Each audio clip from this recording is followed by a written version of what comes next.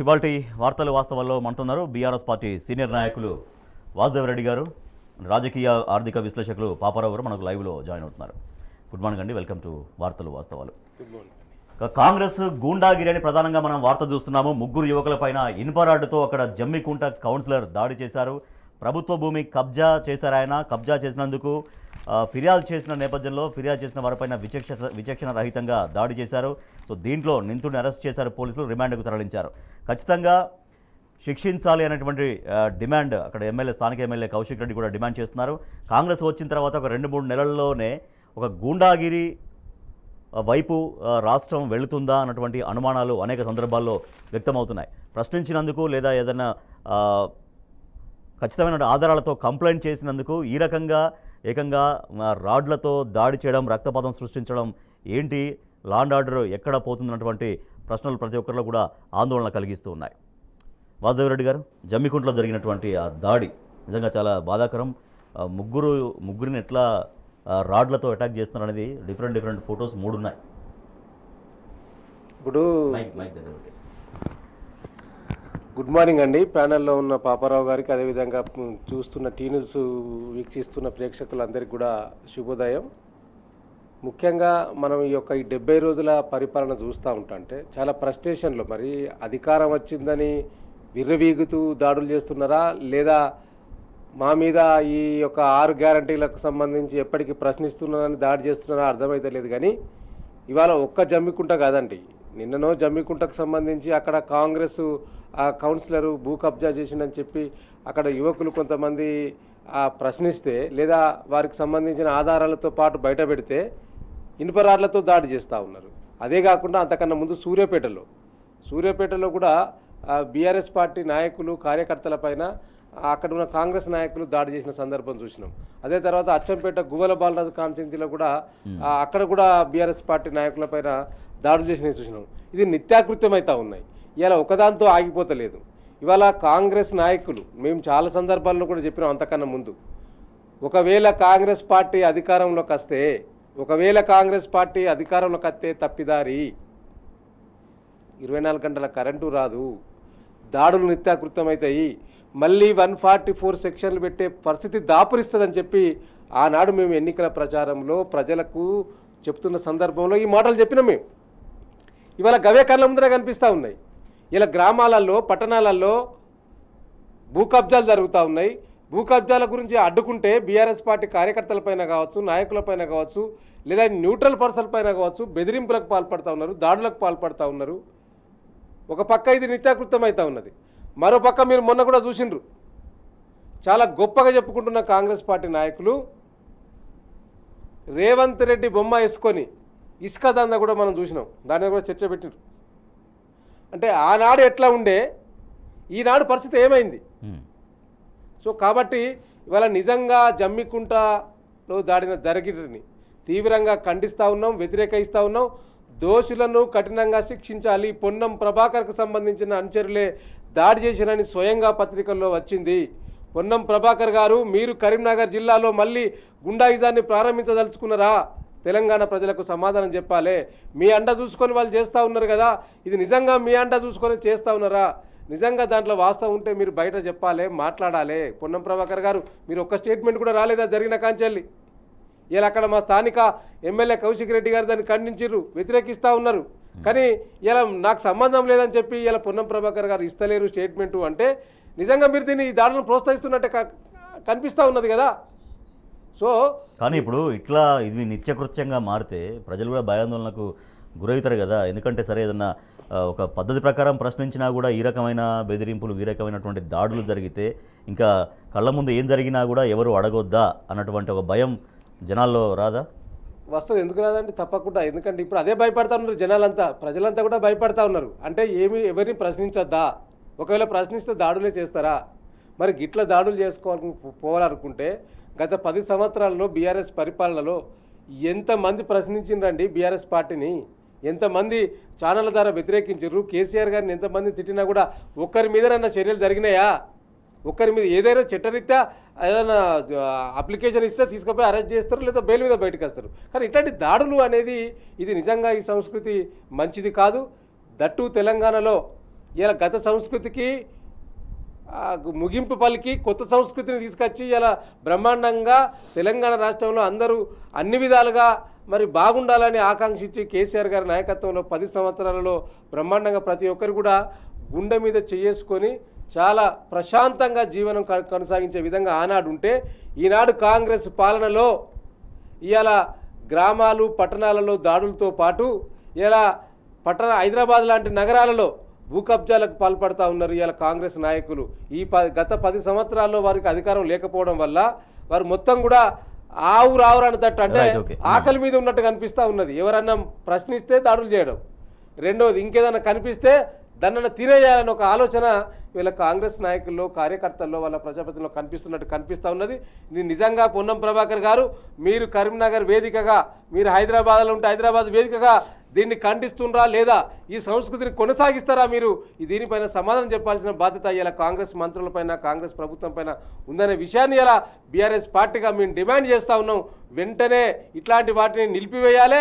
అదేవిధంగా దాడికి గురైన యువకుడు బీఆర్ఎస్ పార్టీ కార్యకర్తకు సంబంధించిన వారికి అన్ని విధాల ఆసుపత్రుల్లో మరి ఇబ్బందులు లేకుండా చూసుకోవడంతో పాటు దాడి చేసిన వారిని వెంటనే అరెస్ట్ చేయాలని మేము డిమాండ్ చేస్తాం. కానీ అంటే మీరు చెప్తున్నట్టు గత 10 సంవత్సరాల కాలంలో ముఖ్యమంత్రి గారు అప్పుడు కేసీఆర్ గారు ముఖ్యమంత్రిగా ఉన్నప్పుడు డైరెక్ట్గా నేరుగా వ్యక్తిగతంగా మాట్లాడిన సందర్భాలు చాలామంది మాట్లాడినే ఉన్నవి. తర్వాత ఇటువంటివి ఏమైనా వచ్చినా కూడా సరే చట్టం ప్రకారం ఎదుర్కొన్న పరిస్థితి చూసాం. ఇటువంటి దాడులు రక్తపాతాలు అయితే నిజంగా డెఫినెట్గా ఎవరికి కనిపించలేదు. లా అండ్ ఆర్డర్ ఇష్యూ అనేది ఎక్కడ ఉత్పన్నం కూడా కాలేదు.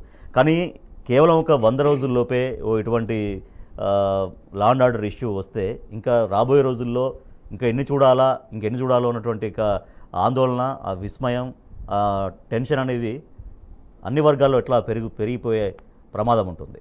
ఇప్పుడు ఈ దాడులకు తెగబడుతున్న సందర్భం చూస్తూ ఉంటే మనం ఒకటి వాళ్ళ నాయకులు మాట్లాడే తీరు అట్నే ఉంటుంది. మనం అసెంబ్లీలో కూడా చూసినాం.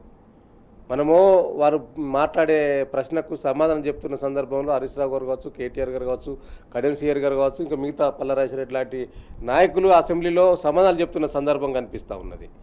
రెండవది ఇక్కడున్న అంటే ఇటు పక్కన ఉన్న కాంగ్రెస్ ప్రభుత్వంలో ఉన్న ప్రజాప్రతినిధులు ఎవరికి వారు లేచి ఇష్టం వచ్చినట్టు బెదిరించడం, అదే అసెంబ్లీ వేదికనే బెదిరించడం, మాట్లాడడం, వీరొకటి చెప్తే వారొకటి, అంటే పొంతలేని సంబంధాలు చూసినాం. అంటే ఈ వ్యవస్థను బట్టి చూస్తే ఏమవుతుంది అంటే మీద ఒక అధికారంలోకి పోతే అధికారం పోతే ఇక మొత్తం మీరు అధికారంలోకి వస్తే అధికారం లేని వాళ్ళను మొత్తం తొక్కి పెట్టేస్తారా, తొక్కుతారా? చాలా సందర్భాల్లో రేవంత్ రెడ్డి గారు స్టేట్మెంట్ ఇచ్చారు, తొక్కి పడేస్తాం మొత్తం. ఆనాడు ఎన్నికల సందర్భాలలో కూడా నాటి ముఖ్యమంత్రి కేసీఆర్ గారి పైన, తెలంగాణ సాధించిన నాయకుని పైన ఇష్టం వచ్చినప్పుడు ప్రేలాపనలు చేసిండ్రు. కానీ మా వాళ్ళు ఎవరు రెచ్చిపోలే, ఎక్కడ దాడులు చేయలే. కానీ ఇవాళ మీరు మీ మాటలను ఆసరగా తీసుకొని కింది స్థాయిలో ఉన్న కార్యకర్తలు, కింది స్థాయిలో ఉన్న ప్రజాప్రతినిధులు ఇలా బీఆర్ఎస్ పార్టీ నాయకులపైన, న్యూట్రల్గా ఉన్న కొంతమంది యువకులపైన ఇష్టం వచ్చినట్టు దాడులకు పురిగొల్పుతూ ఉన్నారంటే మీరు ఇస్తున్న ప్రకటనల మూలంగానే వాళ్ళంతా కూడా ఆ దిశగా మరి కింది స్థాయిలో చేస్తూ ఉన్నారు. కాబట్టి ఇది మంచిది కాదు. మీరు చేయాల్సింది ఏంది? మీరు ప్రజలకు ఏమి ఇచ్చిండ్రు హామీలను నిలబెట్టుకోవడానికి మీరు ఏం ఆలోచన చేయాలో తప్పితే ఇట్లాంటి అంటే వీటిని అడగద్దు, వీటిని ప్రశ్నించద్దు. ఇప్పుడు గ్రామాల్లో కూడా ఒక చర్చ జరుగుతూ ఉన్నదండి. నేను ఒక 4-5 డేస్ ఇప్పుడు జిల్లాలో ఉండే చూస్తున్నా. ప్రతి గ్రామంలో నిత్యం కరెంటు కట్ అవుతూ ఉన్నది. ప్రతి గ్రామంలో ఇలా రైతు బంధుకు సంబంధించి 3 ఎకరాల కంటే ఇప్పటి వరకు ఒక్కరికి కూడా రాలేదు. 3 ఎకరాల వరకు మాత్రమే రైతు బంధు వేసిండ్రు. రైతులు గగ్గోలు పెడతా ఉన్నారు. కరెంటు రాక ఇబ్బంది అవుతూ ఉన్నది. అదేవిధంగా మిషన్ భగీరథ నీళ్ళు వస్తలేవు, ఎక్కడికక్కడ మొత్తం కట్ అయినాయి. దాని మీద అసలు శ్రద్ధ వహించే పరిస్థితి లేదు. రేపు ఇంకా 2-3 నెలలు అయితే ఇంకా వర్షాలు వస్తాయి. ఆ మొత్తం ఎక్కడికక్కడికి తెగిపోయిన ఆ యొక్క మిషన్ భగీరథ లైన్లను సరిచేయడంలో ఈ యొక్క ప్రభుత్వం వైఫల్యం చెందినట్టు కనిపిస్తూ ఉన్నది. గ్రామాలకు పోతే నిత్యం తిడుతూ ఉన్నారు. సో ఆ తిట్లను భరించలేక ఇలా గ్రామ స్థాయిలో దాడులు జరుగుతూ ఉన్నాయి. ఇట్లాంటి ఎవరైనా భూ కబ్జాలకు పాల్పడితే వారి మీద అధికారులకు అన్ని నిజంగా అటువంటి వాటికి పాల్పడకపోతే డెఫినెట్గా చట్టపరంగా ఎదుర్కోవచ్చు. వాళ్ళు ఫేక్ ఆరోపణలు చేశారనొచ్చు, ఇంకేదైనా చెప్పవచ్చు. ఇప్పుడు ఎవరైనా ఆ మీద దాడి చేయకుండా మాట్లాడితే నిజంగా ఇప్పుడు చట్టం ఉన్నది కదా, చట్టం ఎవరికి చుట్టం కాదని మీరే చెప్తారు కదా. కాబట్టి చట్టం చుట్టం కానప్పుడు మీరు ఆ చట్టానికి అతీతంగా పనిచేయవచ్చు. మీరు కంప్లైంట్ ఇవ్వచ్చు, పోలీస్ స్టేషన్లో, స్థానిక పోలీస్ స్టేషన్లో ఇవ్వచ్చు. అది జరగకుంటే ఏసీపీకి ఇవ్వచ్చు, అది జరగకుంటే డీజీపీ గారికి ఇవ్వచ్చు కదా. వీటన్నిటిని పక్కబెట్టి ఈ దాడులు చేయడం ఏంది? నిజంగా డీజీపీ గారు కూడా స్పందించాలి ఇట్లాంటి వాటిపైన. రాష్ట్ర డీజీపీ గారు మీరు ప్రభుత్వం ఉన్నది కదా అని చెప్పి రేవంత్ రెడ్డి నాయకులకు కాంగ్రెస్ నాయకులకు సపోర్ట్ చేయడం కాదు. నిజంగా ఇది స్పష్టంగా కనిపిస్తూ ఉన్నది, పత్రికల్లో దాడి చేసిన క్లిప్స్ కనిపిస్తూ ఉన్నాయి. దాడికి ఇబ్బంది పాల్పడ్డ నాయకుడు అక్కడనే కనిపిస్తూ ఉన్నాడు. కాబట్టి వెంటనే అరెస్టు చర్యలు తీసుకోవాలి. ఇలా ఆ సెక్షన్లు పకడ్బందీ సెక్షన్లు పెట్టి జైలుకు పంపించిన బాధ్యత ఇలా ఈ ప్రభుత్వం పైన ఉందని మేము డిమాండ్ చేస్తూ ఉన్నాం. రైట్. కాంగ్రెస్ గూండాగిరి మొదలైంది అనేది బీఆర్ఎస్ పార్టీ ఆరోపిస్తుంది, చెప్తుంది. ఎందుకంటే గతంలో కూడా అనేక సందర్భాల్లో ఈ 100 డేస్లోనే వేరు చోట్లలో కూడా సూర్యాపేట ఇందాక మన అచ్చంపేటలో కావచ్చు, నిన్న జమ్మికుంటలో జరిగినటువంటి దాడి చాలా తీవ్రతకు అద్దం పడుతోంది. ఒక కాంగ్రెస్ వైఖరి ఇదేనా అంటూ ప్రశ్నిస్తున్నారు. ఏదో ప్రభుత్వ భూమి కబ్జా చేశారంటూ ఆరోపించినంత మాత్రాన అంత దాడి చేయడం ఏంటి, రక్తపాతం సృష్టించడం ఏంటి? కాంగ్రెస్ ఎటువంటి సంస్కృతికి వాళ్ళ తెలంగాణ రాష్ట్రంలో తెరతీస్తుంది? దీనిపైన ప్రభుత్వం స్పందించాల్సిన అవసరం ఉంది. Police department law and order issue రాకుండా చాలా జాగ్రత్తగా ఉండాల్సిన అవసరం ఉంది. పౌరులకి రాష్ట్ర ప్రజలకి ఒక భరోసా కల్పించాల్సినటువంటి అవసరం ఉందనేది బీఆర్ఎస్ పార్టీ డిమాండ్ చేస్తుంది. నిన్న నిందితుడు ఎవరైతే ఉన్నారో ఆయన ఖచ్చితంగా కఠినమైన శిక్ష పడేలాగా చట్టం చర్యలు తీసుకోవాలంటూ బీఆర్ఎస్ పార్టీ డిమాండ్ చేస్తూ ఉంది. సాక్షాత్తు నీటిపారుదల శాఖ మంత్రిగా ఉన్నటువంటి ఉత్తమ్ కుమార్ రెడ్డి గారు ప్రాతినిధ్యం వహిస్తున్న హుజూర్ నగర్లోనే రైతులకు పంటలకు నీళ్లు అందక ఎండిపోతున్నాయి. రైతులు చాలా అవస్థలు పడుతున్నారు. నాగార్జునసాగర్ ఎడమ కాలువ ఆయకట్టులో దైన్యమైన పరిస్థితులు కొనసాగిస్తున్నాయి.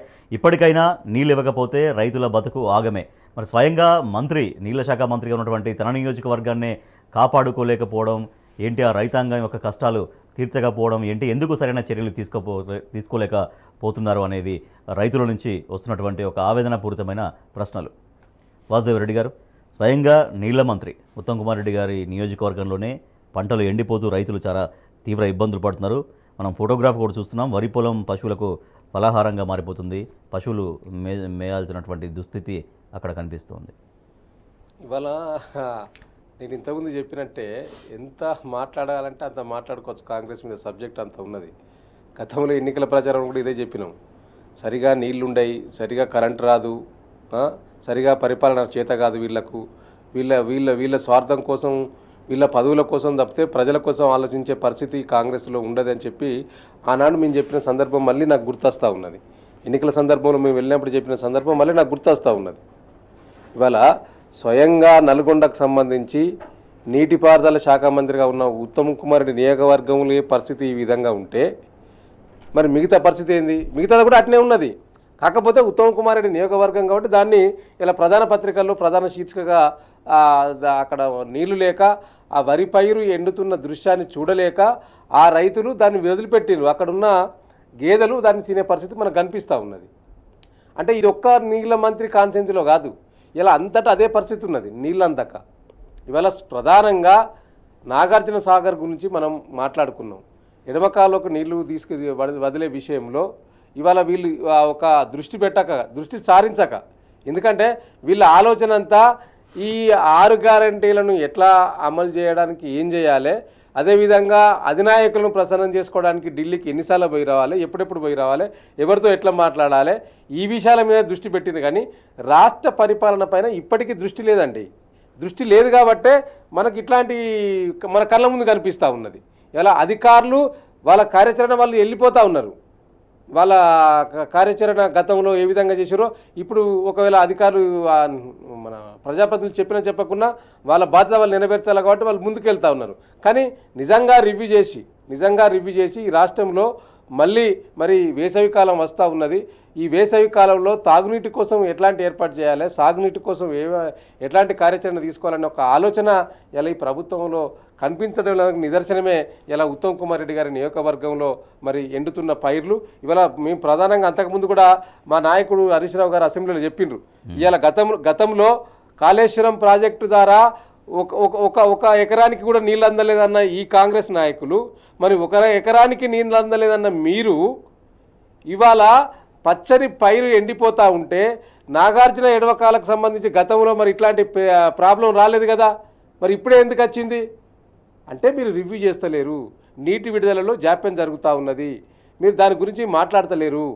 కాబట్టి ఇలా ఉత్తమ్ కుమార్ రెడ్డి గారి నియోజకవర్గంలో రెండో అంశం కూడా ఇలా ఒక్క నాగార్జున సాగర్ ఏడవ కాలువకు సంబంధించిందే కాకుండా కాళేశ్వరం ప్రాజెక్టు ద్వారా ప్రధానంగా నల్గొండ జిల్లాలో ఉన్న సూర్యాపేట కావచ్చు, ఆ తర్వాత మన బొల్లం మల్లయ్య యాదవ్ గారి కాన్స్టిట్యున్సీ కోదాడ కావచ్చు, అదేవిధంగా కిషోర్ గారి నియోజకవర్గం ఉండే తుంగతుర్తి నియోజకవర్గాలు కావచ్చు, ఈ యొక్క నియోజకవర్గాలలో గతంలో మొత్తం బీడువారిన భూములంతా కూడా కాళేశ్వరం ప్రాజెక్టు నీళ్ల ద్వారా పచ్చని పైర్లు 2 పంటలకు సరిపడా నీళ్లను ఆనాడు ప్రభుత్వం బీఆర్ఎస్ నాయకత్వం కేసీఆర్ గారి నాయకత్వంలో ఆ ప్రాంతంలో ఆ ఒక్క ప్రాంతమే కాదు, డోర్నకల్ కావచ్చు, లేకపోతే మా దగ్గర భూపాలపల్లి ఎస్ఆర్ఎస్పి ప్రాజెక్టు నింపడం కావచ్చు, వీటన్నిటికి కూడా కాళేశ్వరం ద్వారా మరి ఇచ్చిన సందర్భం కూడా ఆనాడు గుర్తున్నది, కళ్ళ ముందర కనిపించింది. కానీ ఈరోజు మీరు నీళ్ళు అత్తలేవు అంటే కాళేశ్వరం ప్రాజెక్టు రాలేదని చెప్పారు కదా, మరి ఇవాళ అవి అత్తలేవా కదా, ఇప్పుడు అవి విడుదల చేయలేకపోవడం వల్ల అంటే ఉన్న నీటిని సమర్థవంతంగా వాడుకోవడంలో ఎక్కడైతే కావాలో వాటిని అక్కడికి మళ్లించడంలో అక్కడికి తీసుకుపోవడంలో అసమర్థత కనపడుతుంది, అదే వైఫల్యం కనపడుతుంది. వైఫల్యం స్పష్టంగా కనిపిస్తూ ఉన్నది. ఉన్న నీటిని సర్దుబాటు చేయడంలో ఇలా కాంగ్రెస్ ప్రభుత్వ వైఫల్యం స్పష్టంగా కనిపిస్తూ ఉన్నది. ముఖ్యంగా ఉత్తమ్ కుమార్ రెడ్డి గారికి దీని మీద ఇంకా అవగాహన రానట్టు కనిపిస్తూ ఉన్నది. సరే, కొన్ని విషయాలలో వాళ్ళు పవర్ పాయింట్ ప్రజెంటేషన్ చేసినా లేకపోతే అసెంబ్లీలో మాట్లాడినా మా మాజీ మంత్రి హరీష్ రావు గారు మాట్లాడితే ఒక్కదానికి సమాధానం కరెక్ట్ చేయలేదు. అంటే ఆ దొంగ తిరుగుడు మాటలు మాట్లాడుతూ చెప్పిన సందర్భం కూడా మన కళ్ళ ముందు కనిపిస్తూ ఉన్నది. సో కాబట్టి ఇవాళ నీళ్ళు ఒక్కటే విషయం కాదు, ఇంకొక విషయాన్ని కూడా ఇలా బీఆర్ఎస్ ప్రభుత్వం నాటి ప్రభుత్వం పైన బదనాం మోపిరు. ఏం బదనాం మోపినరు? ఇలా మేడిగడ్డ మొత్తం కూడా కుంగిపోయింది. మేడిగడ్డతో పాటు అన్నారం బ్యారేజ్ కూడా మొత్తం కూడా అదే పరిస్థితి వచ్చిందని చెప్పి రేవంత్ రెడ్డి గారు, అక్కడ ఉన్న నీటిపారుదల శాఖ మంత్రి ఇదే ఉత్తమ్ కుమార్ రెడ్డి గారు చెప్పిన సందర్భం మన కళ్ళ ముందు కనిపిస్తూ ఉన్నది. కానీ ఇవాళ ప్రధాన పత్రికలో ఏమొచ్చింది? ఇలా రాష్ట్ర నిపుణుల బృందం ఇవాళ అన్నారం బ్యారేజ్ని అక్కడికి పోయి సందర్శించిన సందర్భం ఉంది. సీపేజ్లకు ట్రీట్మెంట్ సరిపోతుంది, చిన్న లోపాలు ఉన్నాయి, ఆ లోపాలని సరిచేస్తే ఇట్స్ ఓకే అనేది ప్రధాన పత్రికల వార్త ఉంది కదండి. చిన్న సీపేజ్లు ఉన్నాయి, దాన్ని సరి చేస్తే సరిపోతుందని. కానీ ఇవాళ ఏం చెప్పారు ఉత్తమ్ కుమార్ రెడ్డి గారు కావచ్చు, ముఖ్యమంత్రి రేవంత్ రెడ్డి గారు కావచ్చు, ఏమన్నారు? ఇవాళ మొత్తం కూడా మేడిగడ్డ బ్యారేజ్ ఒకటే కాదు, అన్నారం బ్యారేజీ, అదేవిధంగా ఇంకొకటి ఉన్నది మన 3 బ్యారేజీలలో సుందిల్ల బ్యారేజీ, అన్నారం బ్యారేజీ, సుందిల్ల బ్యారేజీ కూడా సేమ్ పరిస్థితి అని చెప్పి వీళ్ళు ఆరోపణ చేశారు. కానీ ఇలా మేడిగడ్డ బ్యారేజీలో కుంగిన 1-2 పిల్లర్స్ను దాన్ని సరిచేయాలి. దాంతోపాటు ఈ అన్నారంలో చిన్న సీపేజీలు ఉన్నాయి, వాటిని సరిచేస్తే సరిపోతుందని నిపుణుల కమిటీ, రాష్ట్ర ప్రభుత్వం పంపిన నిపుణుల కమిటీ చెప్పిందంటే ఒకసారి అర్థం చేసుకోవాలి. ఇలా గోరద్దలను కొండంతలు చేసి ఈ బీఆర్ఎస్ ప్రభుత్వాన్ని మొత్తం బట్టగాల్చి మీదేసి బదనం చేయాలనే ఒక ప్రయత్నం మొన్న అసెంబ్లీలో ఏదైతే జరిగిందో అది నిజం నిలకడగానే తెలుస్తూ ఉన్నది అన్నట్టు ఇవాళ నిపుణుల కమిటీ పోయినాక వాస్తవం తెలుస్తూ ఉన్నది. ఇవాళ మేము డిమాండ్ చేస్తున్నాం, బీఆర్ఎస్ పార్టీగా మేము డిమాండ్ చేస్తున్నాం ఈ ప్రభుత్వాన్ని. ఇలా జరిగిన వాస్తవాలు అది అనేక సందర్భాల్లో మనం డిబేట్లు పెట్టినాం, ఏం జరిగింది ఏం పోయింది. ఇలా ఒక్క దీనికి సంబంధించిందే కాకుండా మీ హయాంలో కడెం ప్రాజెక్టుకు సంబంధించి మొత్తం కొట్టుకపోయినా కూడా ఆనాడు మీరు కనీసం స్పందించలేదు. సింగూరు డ్యామ్ మొత్తం కొట్టుకపోయింది 99లో, ఎల్లంపల్లి 2010లో స్పిల్వే మొత్తం కొట్టుకపోయింది. అయినా కూడా వారు సరిచేసి ఆనాటి ప్రభుత్వాలు ఇట్లా బదనాం చేయలేదు. కానీ ఈనాడు సాగర్ డ్యామ్ కూడా 89లో కుడివైపు మొత్తం కుంగిపోయిందండి సాగర్ డ్యామ్ 89లో. కానీ ఆనాడు ఎవరు కూడా ఇట్లా బదనాం చేసే కార్యక్రమం చేయలేదు. దాన్ని సరిచేసి ప్రజలకు నీళ్ళు అందించే కార్యక్రమాన్ని నాటి ప్రభుత్వాలు చేసినాయి. కానీ ఇలా మీరు ఇంకా 3 నెలలు అయితే పెద్ద ఎత్తున వర్షాకాలం ప్రారంభమవుతుంది, వరదలు రాబోతా ఉన్నాయి. రేపు రైతాంగానికి మీరు ఏం సమాధానం చెప్పాలి? రాజకీయం చేయండి, కానీ రైతులను అడ్డం పెట్టుకొని రాజకీయం చేస్తే రైతులు నష్టపోతారు. ఉత్తమ్ కుమార్ రెడ్డి గారి స్టేట్మెంట్ ఏంటంటే, సమైక్య రాష్ట్రంలో ఉన్నప్పటి పరిస్థితి కంటే తెలంగాణ రాష్ట్రం ఏర్పడిన తర్వాతనే సాగునీటి రంగంలో చాలా ఇబ్బందులు ఎదుర్కొన్నారు రైతాంగం, నీళ్లు లేక చాలా అనేక బాధలు పడ్డారు. సమైక్య రాష్ట్రంలోనే నీళ్ల వ్యవస్థ బాగుండేదని స్వయంగా అసెంబ్లీలో వ్యాఖ్యానించినటువంటి సందర్భంలో వ్యాఖ్యానించారు. వాళ్ళ ముఖ్యమంత్రి కూడా అదే చెప్తున్నారు, సమైక్య రాష్ట్రంలో బాగున్నది. అంటే మీరు మాట్లాడుతున్న తీరు చూస్తూ ఉంటుందంటే మీ వెనుక ఒక శక్తి ఏదో ఉండి మిమ్మల్ని నడిపిస్తూ ఉన్నట్టు మాకు కనిపిస్తూ ఉన్నది. రేవంత్ రెడ్డి గారి వెనుక ఒక శక్తి ఉన్నది. ఆ శక్తి ఏందనేది తెలంగాణ ప్రాంతంలో ఉన్న తెలంగాణ కాంక్షించిన ప్రతి ఒక్కరికి కూడా తెలుసు. అది చాలా సందర్భాల్లో మేము కూడా చెప్పినాం. చంద్రబాబు నాయుడు ఏం మాట్లాడతాడో రేవంత్ రెడ్డి గారు ఇక్కడ అదే మాట్లాడుతూ ఉన్నారు. సో కాబట్టి మీరు నిజంగా బీఆర్ఎస్ ప్రభుత్వంలో ఏం జరగకుంటే 3 కోట్ల మెట్రిక్ టన్నుల ధాన్యం ఎట్లా ఉత్పత్తి జరుగుతుందండి? వట్టుకనే వస్తుందా? 2014 కన్నా ముందు లేని ధాన్యం ఉత్పత్తి 2014-23లో ఈ యొక్క మధ్యకాలంలో దాదాపుగా మరి 3 కోట్ల టన్నుల మెట్రిక్ టన్నుల ఉత్పత్తి జరిగిందంటే వాటికే జరుగుతుందా, నీళ్ళు లేకుంటే జరుగుతుందా? ఇక నీళ్ళ గురించి వారు మాట్లాడితే ఏమంటారంటే మీరున్న ఆయాములో మంచిగా వర్షాలు కురినాయని, మరి మీరు వచ్చిన ఆయాములు ఎందుకు వర్షాలు వస్తలేవు అంటే దరిద్రం దాపురిస్తుంది అన్నట్ట మీరు వచ్చినాకనే ఈ రాష్ట్రానికి. అంటే మీ కేసీఆర్ గారి నాయకత్వంలో బ్రహ్మాండంగా ఉన్నాయి కాబట్టే వర్షాలు వచ్చినాయి, ఒక కాళేశ్వరంతో పనే పడలేదని ఇట్లా సమాధానం చెప్తారు, డొంక తిరుగుడు సమాధానం చెప్తారు. మనం ఆ విషయం చెప్తే 3 కోట్ల మెట్రిక్ టన్నుల ఉత్పత్తి అయిందంటే లేదండి మీరు కాళేశ్వరం ద్వారా ఇవ్వకుండా వర్షాలు బ్రహ్మాండంగా సాగినాయి కాబట్టి మీకు ఉత్పత్తి జరిగింది అంటాడు. మరి మీ ఆయంలో వర్షాలు పడతలు, దీన్ని ఎట్లా అర్థం చేసుకోవాలి అట్లంటే? సో కాబట్టి మీరు మచ్చిపూసి మారడికాయ చేసి తెలంగాణ ప్రజలను ఓట్ల సమయంలో ఎట్లయితే దండుకున్నారో మళ్ళీ అట్నే చేస్తే ప్రజలు నమ్మే పరిస్థితి లేరు. ఒక్కొక్కటి విప్పి చూపించినట్టు ఇలా స్పష్టంగా తేలిపోతూ ఉన్నది. మీరు ఈ యొక్క 6 గ్యారంటీలు అమలు చేసే పరిస్థితి కనిపిస్తలేదు. ఈ 6 గ్యారంటీలను పక్కబెట్టి మొత్తం సైడ్ అంటే ఈ టాపిక్నే డైవర్ట్ చేయడానికి ఏదైతే మొన్న అసెంబ్లీలో చూసినామో వీటన్నిటి కూడా ప్రజలకు తేలిపోతా ఉన్నాయి. కానీ వాసుదేవుడు అంటే కారణాలు ఏవైనా కూడా మేడిగడ్డ దగ్గర చాలా వేగంగా దాన్ని మళ్ళీ రిపేర్ చేసి దాన్ని కాపాడాల్సినటువంటి బాధ్యతను ప్రభుత్వం ఎట్లా స్పీడప్ చేయాలి, అదొకటి. ఉన్న నీటిని ఇప్పుడు ఏ ఏరియాలో కానీ రైతాంగం ఇబ్బంది పడకుండా, పంటలు ఎండిపోకుండా ఉన్న నీటిని సర్దుబాటు చేసే ఆలోచన విధానం అనేది ఎట్లా చేయాల్సిన అవసరం ఉంది ప్రభుత్వం నుంచి? ఇప్పుడు మేడిగడ్డ దగ్గర ఒక 20 పిల్లర్ కుంగిపోయిందని మనం స్పష్టంగా చూసినాం, అధికారులు కూడా చెప్పారు. కాపర్ డ్యామ్ కట్టి ఆ కాపర్ డ్యాము మొత్తం నీళ్లు కూడా వదిలేసి కాపర్ డ్యామ్ కట్టి దాన్ని సరిచేయాలని మా మాజీ మంత్రులు కూడా మొన్న అసెంబ్లీలో చెప్పడం జరిగింది. దాన్ని సరిచేయడం పక్కన పెట్టి ఆ కాపర్ డ్యామ్ కట్టడానికి ఏం చేయాలి, ఎంత ఎస్టిమేషన్ అవుతుంది, దాన్ని ఎట్లా పిలవాలనే దాని మీద చర్యలు తీసుకోకుండా ఎంతసేపు బదనం నెట్టివేయడానికి. రెండోది చాలా సందర్భాల్లో కూడా మా నాయకులు చెప్పిన పార్టీగా మేము కూడా చెప్పినాం, కాళేశ్వరం అంటే ఒక మేడిగడ్డ ప్రాజెక్టు కాదు. కాళేశ్వరం అంటే మూడు ఉన్నాయి. అన్నారం బ్యారేజీ, సుందిళ్ళ బ్యారేజీ, అదేవిధంగా మేడిగడ్డ బ్యారేజీ. ఈ మేడిగడ్డ బ్యారేజీలు ఒక్కట్లో 2 పిల్లర్లు మాత్రమే కుంగిపోయినాయి. కాళేశ్వరం అంటే 3 బ్యారేజీలు, 15 రిజర్వాయర్లు, 19 సబ్స్టేషన్లు, 21 పంప్ హౌజులు, 203 కిలోమీటర్ల సొరంగాలు వాటర్ పోవడానికి, 1530 కిలోమీటర్ల గ్రావిటీ కెనాల్స్ ఉన్నాయి, 98 కిలోమీటర్ల ప్రెజర్ మెయిన్స్ ఉన్నాయి, 140 టీఎంసీల స్టోరేజ్ కెపాసిటీ ఉన్నాయి, 200 టీఎంసీల నీటి వినియోగం జరుగుతూ ఉన్నది. ఇది మొత్తం సమూహారమే కాళేశ్వరం ప్రాజెక్టు. ఇలా కాంగ్రెస్ నాయకులు ఏం చేస్తూ ఉన్నారంటే కాళేశ్వరం అంటే మేడిగడ్డ ప్రాజెక్టు ఒకటే అనే విధంగా, దాంతో 2 పిల్లర్లు కుంగిపోతే మొత్తం వ్యవస్థ మొత్తం నాశనం అయింది, మొత్తం పైసలన్నీ ఖరాబ్ అయినాయని చెప్పే విధంగా చేస్తూ ఉన్నారు. దానికి అందుకని చాలా సందర్భాల్లో మేము చెప్పిన ఇప్పుడు కాళేశ్వరం ప్రాజెక్టును ఒక విఫలమైన ప్రాజెక్టుగా చూపించడానికి అంటే కాంగ్రెస్కి వచ్చిన లాభం ఏంటి, ఎందుకు అట్లా చేస్తున్నారు? ఇప్పుడు కాంగ్రెస్కి వచ్చిన లాభం ఏంటి అంటే గత ప్రభుత్వంలో ఇప్పుడు వారికి వేరే సబ్జెక్ట్ లేదండి. కేసీఆర్ గారిని ఇంకే విధంగా విమర్శించినా ప్రజలు స్వీకరించరు. ప్రజలు స్వీకరించాలంటే ఒకటే సబ్జెక్ట్ ఏంది, కాళేశ్వరం ప్రాజెక్టును బూచిగా చూపించి దాంట్లో అవినీతి జరిగింది, అవినీతితోటి డబ్బులు మొత్తం వాళ్ళ కుటుంబం తిన్నది, కేసీఆర్ తిన్నాడని చెప్పి బదనం పోయడానికి మాత్రమే ఈ కాళేశ్వరం ప్రాజెక్టును తీసుకున్నారు తప్పితే దీంట్లో వేరే లేనే లేదు. రాజకీయంగా ప్రయోజనం చేయడానికి రేవంత్ రెడ్డి గారి పార్టీ, రేవంత్ రెడ్డి గారు చేస్తున్న కుట్ర, ఈ కుట్రలను కుతంత్రాలను ప్రజలు ఒక్కొక్కటిగా ఛేదిస్తా ఉన్నారు, చూస్తా ఉన్నారు. నిజం నిలకడగా తెలిసినట్టు పాపారావు గారు గుడ్ మార్నింగ్. పాపారావు గారు, రాష్ట్ర నిపుణుల బృందం సూచన చేసింది అన్నారం బ్యారేజీ సేఫ్, దానికి పెద్ద ఆందోళన పడాల్సిన పని లేదు, చిన్న లోపాలు ఏవో ఉన్నాయనేది, అది సరి చేస్తే సరి అనేది. తర్వాత స్వయంగా నీళ్ల శాఖ మంత్రిగా ఉన్నటువంటి హుజూర్ నగర్ నియోజకవర్గ నుంచి ప్రాతినిధ్యం వహిస్తున్న ఉత్తమ్ కుమార్ రెడ్డి గారి కాన్స్టిట్యున్సీలోనే రైతాంగం చాలా ఇబ్బంది పడుతున్నారు నీళ్లు లేక. సో ఎట్లా ఉన్న నీటి వనరులని ప్రభుత్వం ఈ సమయంలో ఎట్లా ఉపయోగించుకోవాల్సిన అవసరం ఉంటుంది? అంటే 2 లెవెల్స్లో నడుస్తుంది సార్. ఇక్కడ రాష్ట్రంలో ఇష్యూ 2 లెవెల్స్లో నడుస్తుంది. ఒకటేంటంటే పై లెవెల్లో ఈ ఆరోపణలు, ప్రాజెక్టుల గురించి కానీ ఇచ్చేది ఆరోపణలు, వీటి మీద సౌండ్ ఎక్కువ చేస్తున్నారు, బజ్ ఎక్కువ చేస్తున్నారు. రెండోది కింద లెవెల్లో నడుస్తుంది ఏంటంటే స్కీములు ఏదైతే 6 గ్యారంటీలు ఇచ్చేది పెట్టారో వాటిని అమలు చేయకుండా ఉండటం. ఈ వైఫల్యాన్ని ఏదైతే బేసిక్ లెవెల్లో ప్రజలకు చెందాల్సినవి, ప్రజలకు దక్కాల్సినవి, ప్రజల అవసరాలు తీర్చకుండా ఉండటం వలన పైన సౌండ్ ఎక్కువ చేయాల్సి వస్తుంది.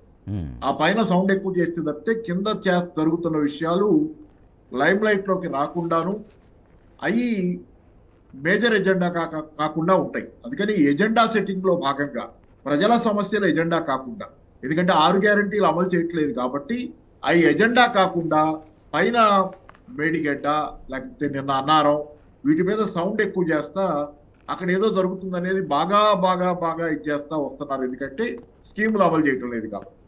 ఓకే. కానీ నిజానికి ఏంటంటే ఆ మేడిగడ్డలో ఏదైనా ప్రాబ్లం ఉంటే ఇమీడియట్ గా దాన్ని సాల్వ్ చేసే దిశగా ప్రయత్నాలు చేసుకోవాలి. అసలు ప్రాజెక్టే పనికిరాదని చెప్పడం ఒకటి చాలా విచిత్రమైన విషయంగా ఉంది. ఎందుకంటే అది ఎవరు నిర్ధారించలేదు ఇంతవరకు, వీళ్ళే చెబుతున్నారు రాజకీయ నాయకులు. నాకు తెలిసి అయితే వీళ్ళు వేసిన టెక్నికల్ కమిటీ వాళ్ళు కూడా ఇంతవరకు పూర్తి స్థాయిలో ఏది చెప్పాలా ఎవరు. అయితే ఏంటంటే కాబట్టి ఏంటంటే ఈరోజు స్కీముల్లో తమ వైఫల్యాన్ని కప్పించుకొని లోక్సభ ఎన్నికల దాకా కేసీఆర్ గారు టీఆర్ఎస్ మీదే దాడి కోసం మెయిన్ గా పై లెవెల్లో చేస్తున్నటువంటి సౌండ్ ఇది. కానీ వాస్తవానికి కింద స్థాయిలో జనాల మనస్తత్వం వాళ్ళు రిసీవ్ చేసుకుంటుంది వేరుగా ఉంది. కేవలం కొన్ని వర్గాలు, మధ్యతరగతి పై వర్గాలు మాత్రమే ఈ సౌండ్ విని ఏదంటే ప్రాజెక్టుల గురించి వీటి గురించి చర్చలోకి లాగబడుతున్నారు తప్పితే కింద సామాన్య జనం, రైతాంగం, పేద ప్రజానీకం మొత్తం వాళ్ళందరి ఆలోచన స్కీములు జరగటం లేదనే దాని మీదే ప్రధానంగా ఉంది. కాబట్టి ఏంటంటే పైకి కనపడుతున్నటువంటి వార్తలు, ఈ ప్రొజెక్షన్ వెనక వాస్తవానికి ప్రజలు వాళ్ళ బాధలు ఉన్నాయి. వాళ్ళు బయట మీరు ప్రజల్ని కదిలిస్తే ఈ విషయాలు మాట్లాడటం లేవు. రైట్. వాళ్ళు ప్రధానంగా మాట్లాడుతుంది ఈ ప్రభుత్వం తాలూకు వైఫల్యాల గురించి, ఏదైతే వాళ్ళకి నిత్య జీవితంలో సమస్యగా ఉందో ఆ వైఫల్యాల గురించి మాట్లాడుతున్నారు. కాబట్టి ఏంటి, ఎంత సౌండ్ చేసినా ఎంత గోల్ చేసినా సరే, మేడిగడ్డ అన్నారం ఏదో రోజు సమస్యలు తేల్తాయి. దాని గురించి ఎటుకూడి ఏదో రోజు నిర్ధారణలకి ఖచ్చితంగా వాస్తవాలు బయటకు వస్తాయి. అయితే దాని లోపుగా ఏంటంటే కింద జరుగుతున్న పరిణామాల్ని ప్రభుత్వం పట్టించుకోకుండా ఇసుకలో తలబెట్టినట్టు ఉష్ట్రపక్షిలాగా ఇసుకలో తలబెట్టి మేము గొడవ చేస్తున్నాం, సౌండ్ చేస్తున్నాం కాబట్టి మమ్మల్ని అందరూ ఎవరు మేము చేస్తామని గమనించట్లేదు, ప్రజలంతా మాతోనే ఉన్నారు, మా సౌండ్ అంతా విని మా పక్షాన టీఆర్ఎస్ కి వ్యతిరేకంగా ఉన్నారని భ్రమిస్తున్నారు. కానీ ప్రజలు చర్చిస్తున్న అంశాలు వేరుగా ఉన్నాయి. ప్రజలు కోరుకుంటుంది ఏంటంటే ఖచ్చితంగా స్కీములు అమలు జరగాలని, నష్టపోయాం అనుకుంటున్నారు. రైతాంగం దగ్గర నుంచి ఆటో డ్రైవర్ల దాకా ప్రతి వాళ్ళ మనోవేదన ఏంటంటే ఈ రోజు ఖచ్చితంగా ఈ ప్రభుత్వం ఓటేసి మోసపోయాం అనే దానిలోనే ఉన్నారు. ఖచ్చితంగా నేను కూడా మాట్లాడుతున్నా కదా, చాలా మంది మాట్లాడుతున్నారు. ప్రతి వాళ్ళు సామాన్య జనం ఆరాటం మొత్తం ఈ స్కీములు అమలు జరగకపోవడం, ఓటేసి మోసపోయాం అనే దాని చుట్టూనే ఉంది. కాబట్టి ఈ సౌండ్ ఎంత చేసినా గ్రౌండ్ లెవెల్లో మార్పులు జరుగుతున్నాయి ప్రభుత్వానికి వ్యతిరేకంగా. రైట్. పాపారావు గారు, నిన్న హరీష్ రావు గారు కొన్ని కామెంట్స్ చేశారు. కేంద్రంలో కాంగ్రెస్ పార్టీ గెలవదు, అధికారంలోకి రాదు, ఇక్కడ కాంగ్రెస్ పార్టీ ఇచ్చినటువంటి హామీలు అమలు కావు రాష్ట్రంలో. తర్వాత ప్రధానమంత్రి మోడీ ఒక్క ప్రాజెక్టుకైనా జాతీయ హోదా ఇచ్చారా? ఢిల్లీలో గలీలో ఎవరున్నా తెలంగాణ రాష్ట్ర ప్రయోజనాలు ఎప్పటికీ కాపాడేది బీఆర్ఎస్ పార్టీ మాత్రమే అనేది. ఖచ్చితంగా. ఎందుకంటే ఒకటి,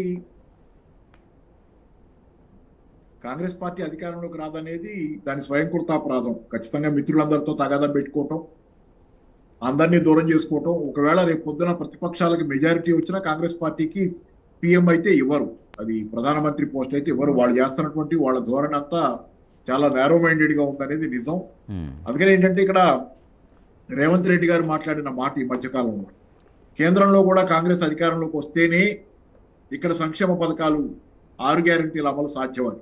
అంటే ఏంటంటే ఒక దశ అయిపోయింది. మొదటి దశ ఎన్నికల దశలో, అసెంబ్లీ ఎన్నికల దశలో 6 గ్యారంటీలు 6 అడుగుల దూరంలో ఉన్నాయి, అంతే వెళ్ళిపోవటమే అక్కడికి చెప్పినట్టుగా హడావుడి చేశారు. ఎన్నికలు అయిపోయిన తర్వాత గుర్రం ముందు పచ్చిగడ్డి పెట్టి పరిగెత్తించినట్టు లోక్సభ ఎన్నికల్లో జనాల ఓట్ల కోసం మళ్ళీ ఇప్పుడు పార్లమెంట్ ఎన్నికల్లో కూడా మాకే ఓట్లు వేస్తే గానీ, ఈ 17 సీట్లతో పార్లమెంట్ లో అధికారంలోకి వస్తే గానీ, పిఎం అయితే గానీ మేము అమలు చేయడం సాధ్యం కాదనేది చెప్పారు. కాబట్టి ఏంటంటే పచ్చి మోసం అది. వాస్తవానికి ఏంటంటే రాష్ట్ర బడ్జెట్ తోనే మోస్ట్లీ ఈ అమలు జరగాలి, ఏది జరిగినా కానీ.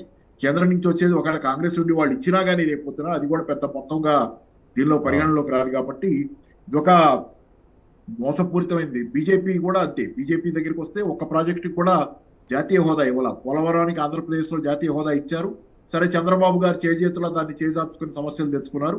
తెలంగాణలో ఎంత బతిలాడుకున్నా కాళేశ్వరానికి జాతీయ హోదా ఇవ్వాలా, ఇప్పుడు పాలమూరు రంగారెడ్డి అడుగుతున్నారు. ఇక్కడ ఏంటంటే ఒక బీజేపీది ఏంటంటే తాను అధికారంలో ఉంటే తప్పితే ఇతరులు ఎవరు అధికారంలో ఉన్నా సహించేతత్వం అనేది స్వభావం ఉంది. కాబట్టి ఈ 2 పార్టీల వల్ల తెలంగాణకైతే ప్రత్యేకంగా ఎట్టి పరిస్థితుల్లో ఏమి ఒరిగేది లేదు. కాబట్టి ఏంటంటే తెలంగాణ కోసమే పుట్టినటువంటి పార్టీ, తెలంగాణ అస్తిత్వం కేసీఆర్ గారిని చూసినా, హరీష్ రావు గారిని చూసినా, కేటీఆర్ గారిని చూసినా కనపడేది ఖచ్చితంగా వీళ్ళు తెలంగాణ వాళ్ళు అనేది. మిగతా వాళ్ళని ఎవరు చూసినా డైల్యూషన్ ఉంటుంది. కాబట్టి ఏంటంటే తెలంగాణ కోసం, తెలంగాణ దీనికోసం వాళ్ళ జాతీయ పార్టీగా టీఆర్ఎస్ మారిన దానిలో కూడా ప్రధానంగా ఏంటంటే తెలంగాణ అనేది ప్రధాన ఇతివృత్తంగా తెలంగాణ పునాది మీద నిలబడే జాతీయ పార్టీ అయింది తప్పితే తెలంగాణ పునాదిని వదిలేసి గాల్లో సాగు చేసే వ్యవహారం కాదు. కాబట్టి అంటే తెలంగాణ లేకుండా టీఆర్ఎస్ కాదు, బీఆర్ఎస్ కూడా తెలంగాణ లేకుండా లేదు. తెలంగాణయే ప్రధాన కేంద్ర బిందువుగా ఈరోజు కేసీఆర్ గారికి ఎవరికైనా ఉంటుంది. కాబట్టి తెలంగాణ వదిలేసి వాళ్ళు ఏం చెయ్యరు. తెలంగాణ కోసం Right, okay. ప్రత్యేకంగా పుట్టిన పార్టీగా అది దాని ప్రాధాన్యత దానికి ఎప్పుడూ ఉంది. ముఖ్యంగా ఈ రెండు పార్టీలు దగా చేస్తున్న స్థితిలో ఈ ప్రాధాన్యత మరింత పెరిగింది. Right, okay. వాసుదేవ్ రెడ్డి గారు, అరచేతిలో వైకుంఠం చూపించి పూర్తి అబద్ధాలు చెప్పి కాంగ్రెస్ పార్టీ ఇక్కడ అధికారంలోకి వచ్చింది. మళ్ళీ ఇప్పుడు ఏమంటే మొత్తం హామీలు అమలు కావాలంటే కేంద్రంలో కాంగ్రెస్ అధికారంలోకి రావాలి అన్నటువంటి ఒక మాట మాట్లాడుతుంది. కాబట్టి ఎప్పటికైనా రాష్ట్ర ప్రయోజనాలు, ప్రజల ప్రయోజనాలు కాపాడేది బీఆర్ఎస్ పార్టీ మాత్రమే అంటూ నిన్న ఒక కార్యక్రమంలో హరీష్ రావు గారు మాట్లాడినటువంటి మాట వాస్తవం అండి. ఎందుకంటే తెలంగాణ ప్రాంతం పట్ల ఇంకోటి అన్నారు. యాక్చువల్లీ ముఖ్యమంత్రి ఏనాడు జై తెలంగాణ అనని వ్యక్తి, అమరులకు నివాళులు అర్పించిన వ్యక్తి, పైగా ఉద్యమంలో పాల్గొనకుండా పాల్గొనే వాళ్ళపైన ఆనాడు ఉద్యమం జరుగుతుంటే తుపాకీ ఎక్కుపెట్టి మొత్తం బెదిరించిన నాయకుడే రేవంత్ రెడ్డి గారు కదా. సరే, ఇప్పుడు ఆ మాట మాట్లాడితే ఇంకా అనేకం చెప్తా అంటారు. కానీ వాస్తవంగా కాంగ్రెస్లో ఆనాడు ఎవరు కూడా పదవుల కోసం పెదవులు మూసుకున్న నాయకులే ఈనాడు ఈ పెద్ద గొంతెత్తి గొంతు చింపుకొని మాట్లాడుతూ ఉన్నారు తెలంగాణ ప్రాంతం గురించి. సో ఇవాళ వాళ్ళు తెలంగాణ ప్రాంతం పట్ల, ఆ తెలంగాణ రాష్ట్ర సాధనలో కనీస 2-3 ఉంటే మొత్తం మేమే ఉన్నట్టు చెప్పుకోవడం. ఈ రాష్ట్ర ముఖ్యమంత్రి గారు ఏనాడు నిజంగా ముఖ్యమంత్రి అయిన తర్వాత తెలంగాణ అమలు స్థూపం దగ్గర నివాళులర్పించినట్టు కనిపించలేదు ఇప్పటి వరకు అయితే. తెలంగాణ ఇప్పుడు అసెంబ్లీ స్టార్ట్ అయింది, మొదటిసారి అసెంబ్లీ స్టార్ట్ అయింది. కనీసం అసెంబ్లీ దగ్గర నివాళులు అర్పిస్తారు కదా. ఆ సన్నివేశం కూడా కాంగ్రెస్ నాయకులు ఎక్కడ కనిపించలేదండి. అసెంబ్లీ దగ్గర ఉన్న గన్ పార్క్ దగ్గర నివాళులు అర్పించే సన్నివేశం కూడా ఎక్కడ కనిపించలేదు. అంటే చూస్తూ ఉంటా అంటే ఇలా తెలంగాణ ప్రాంత ప్రజల పట్ల, తెలంగాణ ప్రాంతం పట్ల కనీస ప్రేమ లేని నాయకులు ఈ రాష్ట్రాన్ని పరిపాలించడం ఏదైతే ఉందో దాన్ని చూస్తూ ఉంటే ఇప్పుడు మనం ఇంతకుముందు చర్చించుకున్నట్టు నీళ్ల గురించి, నిధుల గురించి, అదేవిధంగా కరెంటు గురించి వీళ్ళకి ఈ ప్రాంతం పట్ల ప్రేమ లేదు కాబట్టి వీటి మీద అవగాహన తీసుకొచ్చుకుంటలేరు. కనీసం దీన్ని ఎట్లా అమలు చేయాలో ఆలోచిస్తలేరు. సో కాబట్టి తప్పకుండా ఇలా మేము చెప్పినట్టు, ఎన్నికల్లో చెప్పినట్టు తప్పకుండా ఈ తెలంగాణ రాష్ట్రానికి అన్ని విధాలుగా తెలంగాణ ప్రజల గలం, తెలంగాణ ప్రజల బలం కావాలంటే పార్లమెంట్లో బీఆర్ఎస్ పార్టీ నాయకులను పంపిస్తే తప్పకుండా ఈ యొక్క ప్రాంత ప్రజల అస్తిత్వాన్ని కాపాడే బాధ్యత మరొకసారి బీఆర్ఎస్ పార్టీ స్వీకరిస్తుంది. ఆ దిశగా ప్రజలు ఆలోచించాలని నిన్న మా నాయకులు హరీష్ రావు గారు చెప్పారు. తప్పకుండా దాన్నే అదే నినాదాన్ని ఇలా ప్రజల్లోకి బీఆర్ఎస్ పార్టీగా మేము తీసుకెళ్తా ఉన్నాం. తెలంగాణ ప్రజల గలం, దళం, బలం బీఆర్ఎస్ పార్టీ అనే విషయాన్ని మేము ప్రజల్లోకి తీసుకెళ్తాం. భవిష్యత్తులో మళ్ళొకసారి ప్రజల యొక్క మన్నలు పొంది పార్లమెంట్లో మెజార్టీ స్థానాలు గెలిచిపోయే దిశగా మేము ముందుకెళ్తామనే విషయాన్ని ఈ వేదిక ద్వారా మరొకసారి విజ్ఞప్తి చేస్తూ ప్రజలు కూడా దయచేసి ప్రజలు కూడా గమనించాలి. మీరు ఒకసారి అవకాశం మార్చాలనుకున్నారు, ఇచ్చిరు కాంగ్రెస్కు. కానీ పార్లమెంటు స్థానాలు మాత్రం మరి బీఆర్ఎస్కో, మన బీజేపీకో, లేకపోతే కాంగ్రెస్కో ఇస్తే మన యొక్క తెలంగాణ ప్రజల అస్తిత్వాన్ని ఢిల్లీలో తాకట్టు పెట్టే దిశగా వారి ప్రయత్నం ఉంటుంది. కానీ బీఆర్ఎస్ ప్రయత్నం, బీఆర్ఎస్ పార్టీ తెలంగాణ ప్రజల ఆకాంక్ష పార్టీ కాబట్టి ఆ దిశగా ప్రజల ఆలోచన చేయాల్సిన బాధ్యత అయితే ఉందనే విషయాన్ని ఈ వేదిక ద్వారా వాళ్ళకి విజ్ఞప్తి. Thank you so much Vasudev Reddy garu. Thank you so much Paparao గారు.